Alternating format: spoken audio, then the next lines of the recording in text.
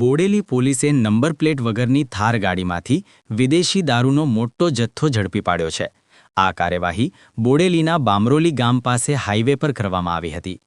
પોલીસને બાતમી મળી હતી કે છોટા ઉદેપુર તરફથી આવતી એક થાર ગાડીમાં વિદેશી દારૂનો મોટો જથ્થો લઈ જવામાં આવી રહ્યો છે। આ બાતમીના આધારે પોલીસે વોચ ગોઠવી હતી। બોડેલી પીઆઈ અને તેમની ટીમે થાર ગાડીને રોકવાનો પ્રયાસ કરતા ગાડી ચાલક વાહન મૂકીને ફરાર થઈ ગયો હતો। પોલીસે ગાડીની તલાશી લેતા તેમાંથી દારૂનો જથ્થો મળી આવ્યો હતો। ઝડપાયેલા વિદેશી દારૂની કિંમત આશરે ₹2,53,000 આંકવામાં આવી છે। દારૂ સાથે જપ્ત કરાયેલી થાર ગાડીની કિંમત ₹10 લાખ છે।